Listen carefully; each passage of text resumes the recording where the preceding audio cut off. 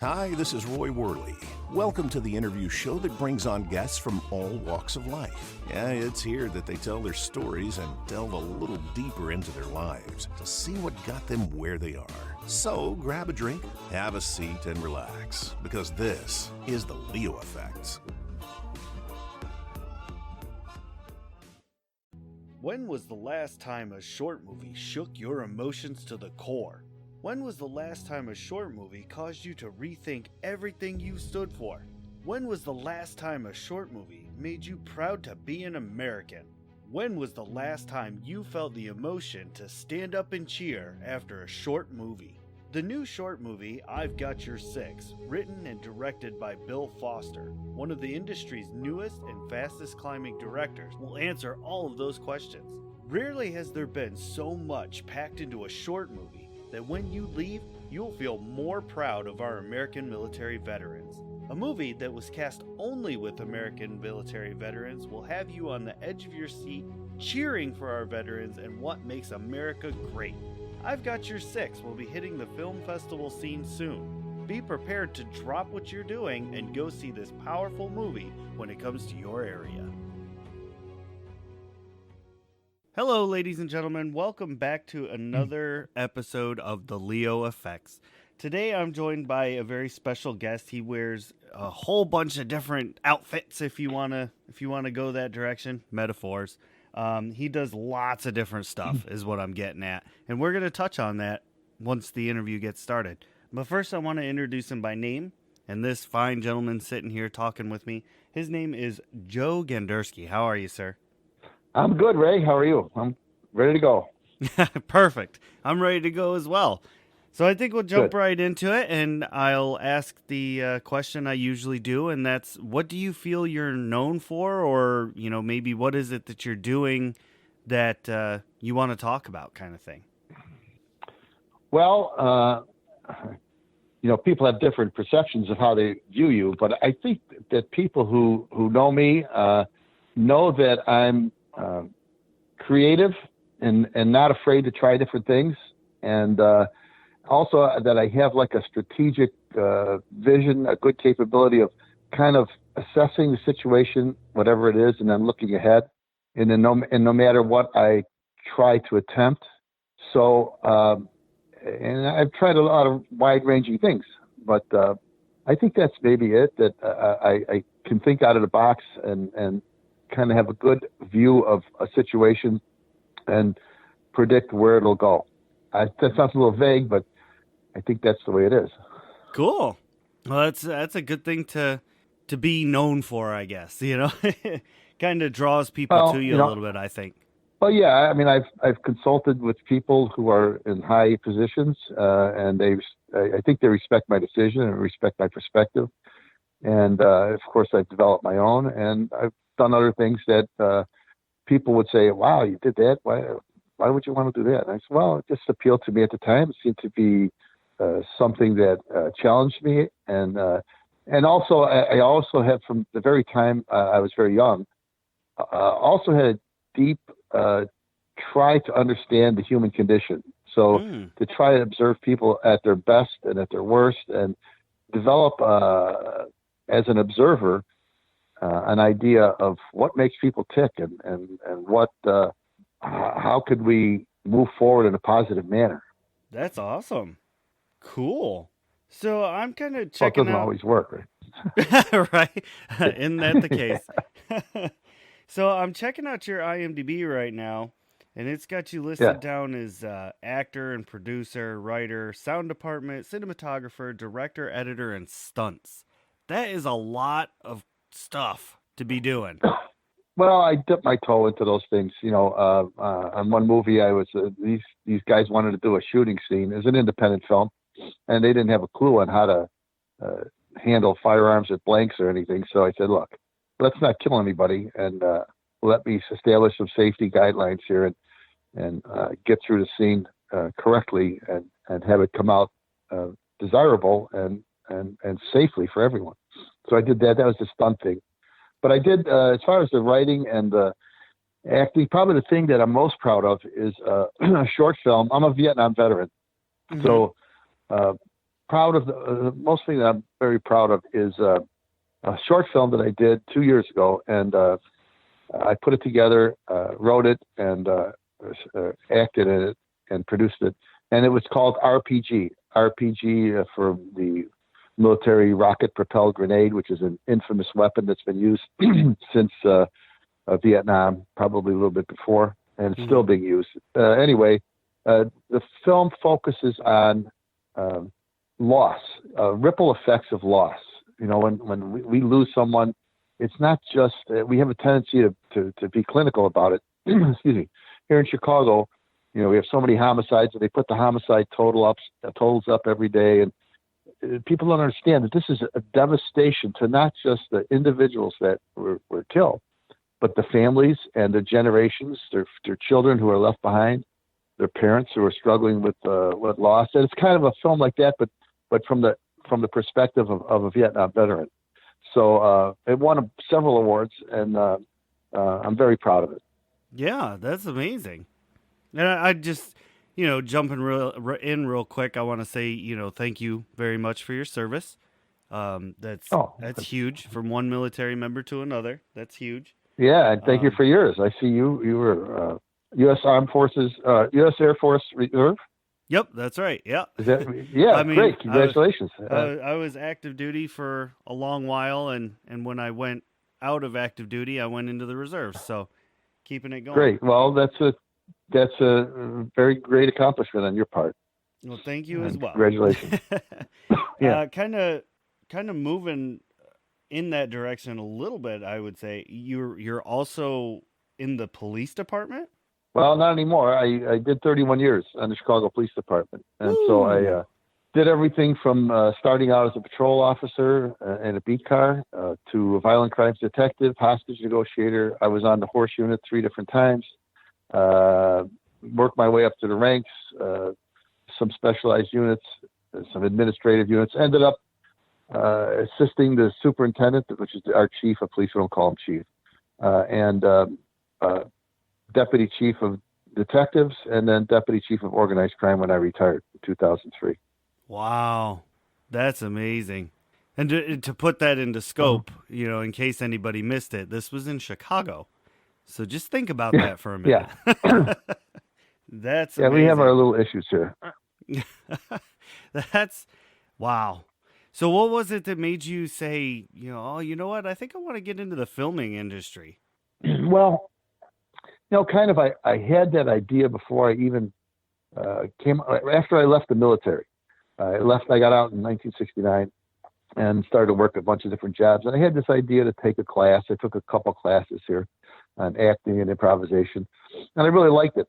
Then I got called for the police department, and needless to say, back in 1972, the police department was not wholly open to their new recruits being actors and saying, I have to work this shift, so I can't, it just was culturally incompatible. Let's say that. Right. So right. I kind of, I put everything on the side for about 30 years. And then when I got out, I started taking acting classes and renewed my interest. And I did a couple of theater.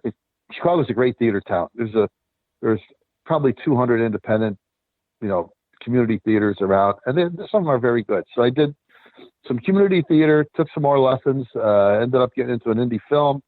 That led to another indie film. That led to me, just for the heck of it, running out to LA for 3 months and introducing myself out there, and could only do like 3-month stints because my mother's care, she was elderly, and I had to get back home. Right. And whatever. I did it like 4 out of 6 years and ended up kind of lucking out. I mean, I did a little stint in Criminal Minds, and I was in the movie Chavez, and got to do a little scene with John Malkovich. And cool. I was in a couple. Yeah, it was cool. I did a couple other indie films, and some of them never got produced, which is not unusual. But I had some great scenes in them, and I enjoyed doing them. And I had to come back here in Chicago. Not had to, but I'm here now, and I can't go out there for any length of time because I have 2 beautiful grandkids. One's 3 years old and one's 1. And I'm not leaving for 3 months for anything. When I get back after 3 months, they'll be different people. So I'm going to enjoy every moment that they're their growth. Yeah. Yeah. So that's the story there. Yeah. Nice. So, of all these things that you do or that you've dipped your toe in, is there any one of them that you prefer above the others? I like doing films. I really like doing film because it's to me it's more I guess permanent. It's more real when you get involved in a really good film with a really good script and a good crew, good production company. TV is like I've done some TV stuff. Criminal Minds is very good too, but because that was a long running established show, so these people were really great. And I really enjoy doing plays. The problem is that finding a play. I'm getting older now. Finding a play that is really for you or for me, because you're basically committing to 3-4 months when you sign up to do a play. Oh, okay. So that's a long time. Yeah. It's like and then you jibe with the cast and you work with them 2-3 days a week. You have to remember tons of dialogue. There's no take, stop, cut. Let's take that again. Mm-hmm. You're out there. It's like on the razor's edge. So you every performance is a little different. Anything could happen. I had one woman. Just a little anecdote. I was doing the play. Wait Until Dark. If you recall, it's a play about a blind girl who tries to get bamboozled by these nefarious characters, and I played one of the bad guys.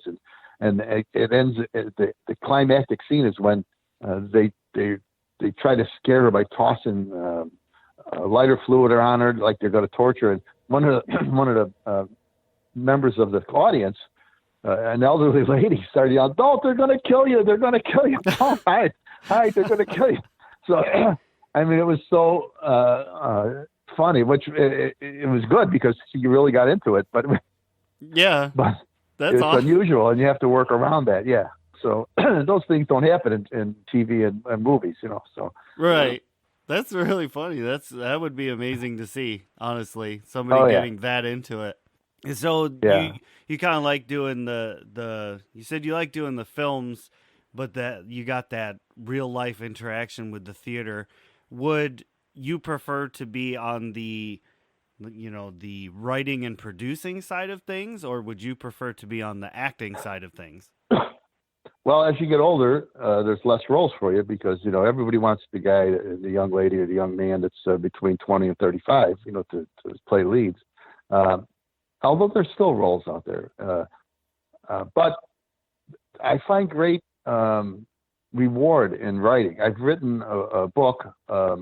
It's a novelette actually. It's rather short, but it's on Amazon Prime, and it's called The Women of Fort Dearborn. And I'm very into history. I study history, a ton of history. I love Chicago history. I love military history also. Mm-hmm. But and this is kind of a combination. Back in the War of 1812, there was a fort here. It was before the city was incorporated, and they were ordered to leave to abandon the fort here. And of course, the military here had their families with them. So to make the trek from here to Fort Wayne was necessarily very slow and cumbersome. And they were attacked by Indians. There was a long history of bubbling over of antagonism on both sides over the previous year. And this is right in the neighborhood. I mean, right downtown. It's a mile and a half from the lakefront. This took place. This tremendous battle. A bunch of settlers were killed. Indians were killed. But the women, I focused on the women who were with their husbands and had to fight with them and saw their husbands killed and their children killed in certain circumstances and did a terrific job. So I wrote a book called The Women of Fort Dearborn, and it focuses on their actions during this. It's a historical fiction, but it's based kind of on what really happened. So I was really proud of that book to get to focus on women. And I hope that if any women or girls get it, it's kind of inspirational as to what can be done. This one woman especially was captive for a year and was made to march like all the way up the east side of Lake Michigan. It was like 400 miles each way in basically the clothes that she was wearing for over a year. I mean, in the snow, carrying a little infant baby that she had, who grew up to be like 90 years old. Wow. Yeah, it's amazing. It's an amazing story that needed to be told, I thought. Yeah, People in Chicago don't absolutely. even know what happened. Yeah. And that's the way of things, though. Most people don't know that that kind of stuff happened in our history until somebody Right, figures it out and puts it into writing, kind of deal, or a movie in this right, day and age. right. Yeah. That's wild. So, yeah. Yeah, I enjoyed that. And then I started working on some scripts, and I did a couple of small scripts. I did a little self-made movie with my buddies from the from the VFW, kind of a mockumentary of the theory of everything, a little short one. And then um, uh, I did that film that I told you about, RPG, which I'm very proud of. That's on Amazon Prime, and I also started writing some scripts. So there's an organization called Veterans in Media and Entertainment, and it works out of LA. And I met them when I was out there, and I signed up with them. And they try to get veterans jobs in the entertainment industry. So there's a lot of, if you're in LA, it's absolutely tremendous because you would do something every week, but I'm not. Wow. So, but they do have, yeah, oh yeah. I mean, they have, you can get free screenings to new movies. They have writing seminars. They have seminars on directing. The studios embrace these veterans. They like to work with them. And it's really, really tremendous. And the people that run it are really great. So, and I've had an opportunity to go to the WGA writing seminar there. Mm-hmm. I had an opportunity to pitch scripts to a major production company. So I have two scripts that I'm constantly working on, and feature scripts. And then one of them in fact, just before I got on the podcast, I was messing around with it. I turned it into a novel. Oh, wow. So I'm about 2,000 words of making it the length of a novel. So I really enjoy doing that. It's I think the joy about that is you have an idea, and then you start to write about it, and then you think about, well, how am I going to solve this problem? He's at the river, and there's a guy chasing him with a gun. He's got nowhere to go. How am I going to get him on the other side of the river? Or how am I going to handle this without him getting killed? So that all of a sudden this light bulb goes on in your head and say, oh my God, here's what I could do. And it's really unique and, and original. And that's the thing about writing. That's very satisfying when you can come up with something like that. Right on. That's cool. Yeah. And yeah. So if any of that, your listeners out there are looking for a script about, let's see, the first one is about the first African-American detective to be assigned to an all-white blue-collar detective unit in the 1980s, and that's one of them. And the other one is about a man's fiancée is horribly murdered, and he has no idea why. And the investigation takes him to South America, where there's a link to World War II. That's the other one. oh, wow. These sound like they could be movies on their own. Well, yeah, I hope so. Well, the interesting thing about the thing that prompted the second one, the first one's based on the detective thing is kind of based on some instances I had when I was a detective. But the second one, excuse me, the second one, I found out, I was reading something, again, I like history, I like to read, was about, I found out that, and the town is called Candido Godoy. Have you ever heard of it? I have not, no. No, right. Nobody has. But if you go down to this town, it really exists, and you picture people in Latin America to, have Latin features, kind of a, brown skin, Latin type feet. But these people all have like European features in this town, and this little town in rolling farming country, it has a sign when you walk in, when you drive into the entrance of town, it says, in English, it translates to Land of the Twins. Well, this town has a 1,000% more incidence of twins than anywhere else in the world. And so, wow. oh yeah. So people have asked why, how does this happen? And interestingly, there's a backstory here that you, of course, heard of Auschwitz, right? Right, yeah. The concentration. Well, the angel of death of Auschwitz was Joseph Mengele, who you probably have heard of. Mm-hmm. Well, Mengele escaped custody when he was caught in Europe when the war ended, and he went to South America, and guess where he ended up? He ended up outside of Candido Godoy. What? And he was famous for twin experiments trying to create the perfect Aryan race. So people suggest that he would act as like a midwife and kind of a local, kind of a doctor, for the people. This is a small farming town.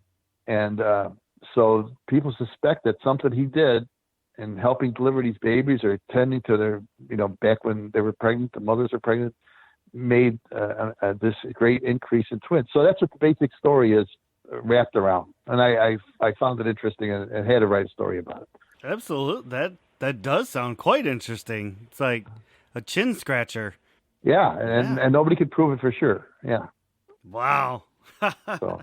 So aside from writing those, are you looking to film any new movies or anything like that? Or well, I am, Ray, but the thing is that filming costs a lot of money. So it's like if you want to do it right. So even independent films. I mean, I'm not a big fan of Indiegogo or FundMe campaigns because to me, I mean, it's like you're asking people who are just as much in need of money there in the film industry to help you.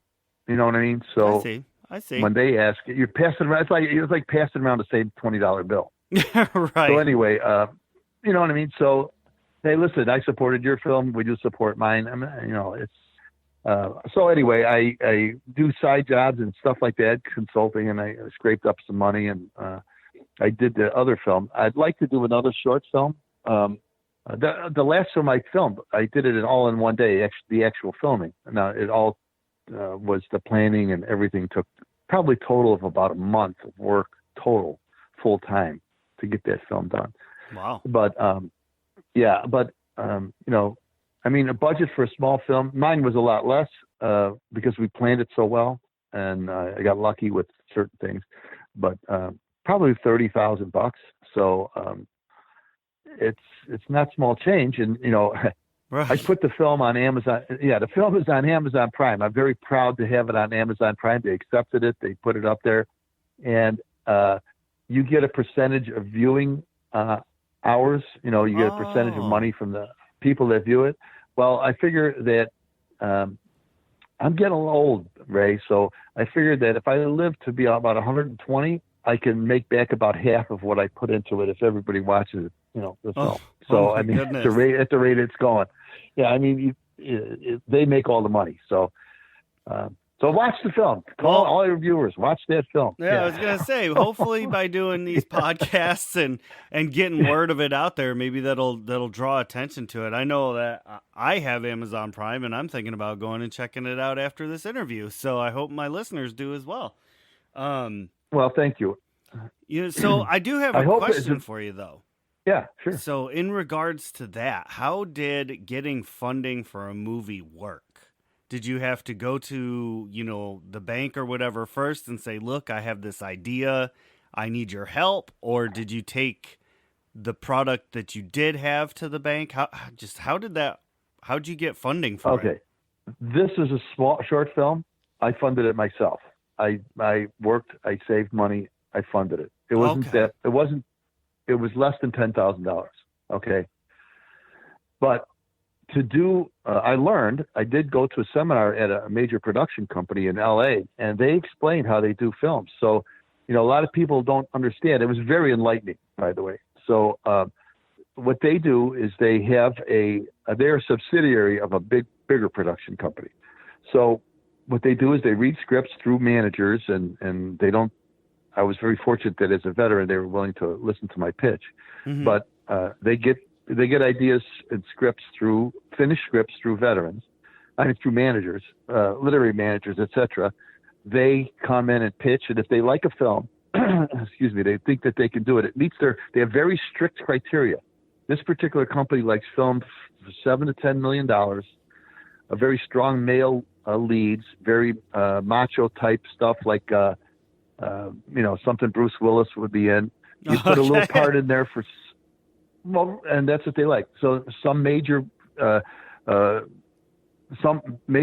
like Bruce Willis could have a cameo. He's not the star because they can't afford that, but they have strong, they say, oh, who's in the movie? Oh, well, we got Bruce Willis. And then they have investors already set up all over the world that will invest in that movie. That's why when you see a film, you often say, what's going on? You'll say, Dime Store Films presents in conjunction with, and there's 5 different companies. Oh, okay. At the beginning of the film, it's because each one of those companies has a piece of the film. One might have the U.S. rights, excuse me. One might have the foreign rights, and that's how they get funded. But they're not going to fund me because they don't know me and they don't have a track record other than my film. So I gotcha. Basically, basically, Ray, it's like this.